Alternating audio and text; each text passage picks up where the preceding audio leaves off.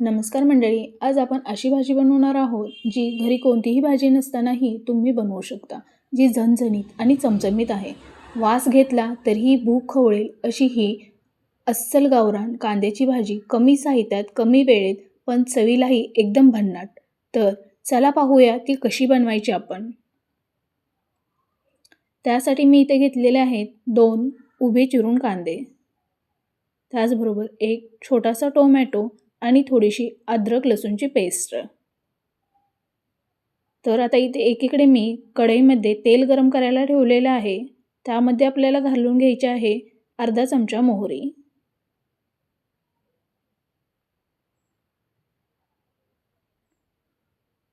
मोहरी छान तडतडली की त्यामध्ये आपण चिरलेला कांदा घालून घेऊया.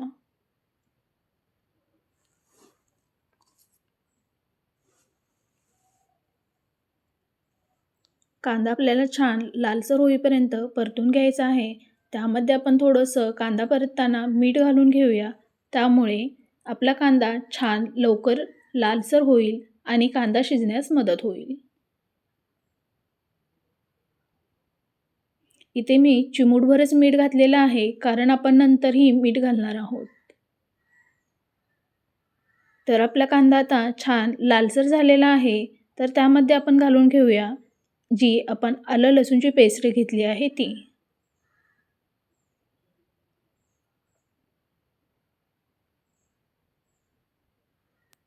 तिलाही आपल्याला छान तेलामध्ये परतून घ्यायचं आहे, त्यामुळे त्याचा उग्र वास राहणार नाही.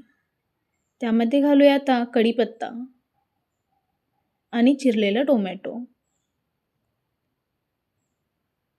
टोमॅटोही आपल्याला छान तेलामध्ये परतून घ्यायचा आहे.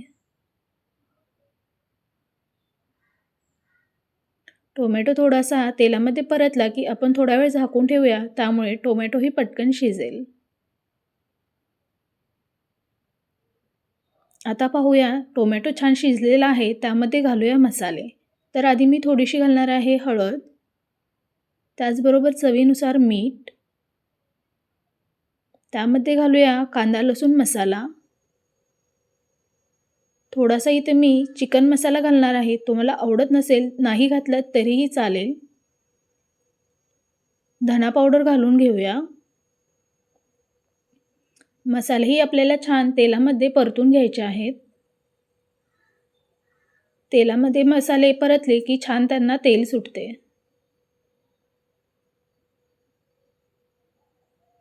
आता आपण थोडेसे मसाले झाकून ठेवूया, त्यामुळे पटकन तेल सुटेल आणि आपला कांदाही शिजेल. इथे मी आता थोडंसं पाणी घालणार आहे.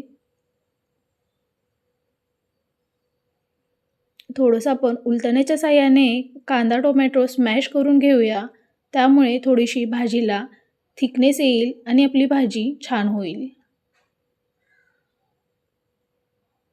तर आता मी एकीकडे इथे गरम पाणीही करायला ठेवलेलं आहे.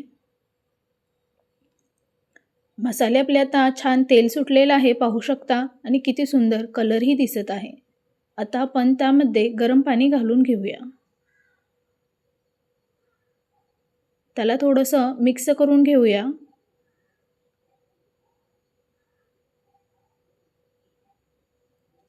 पाहू शकता किती छान आता कलरही दिसत आहे आणि घरामध्ये वासही सुंदर येत आहे. थोडीशी चवीसाठी कोथिंबीर घालून घेऊया.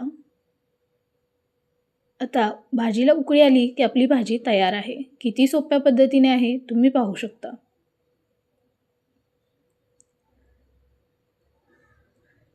तर चला मग, जर तुम्हाला माझी रेसिपी आवडली असेल तर लाईक करा, शेअर करा आणि सबस्क्राईब देखील करा आणि कमेंटमध्ये नक्की सांगा.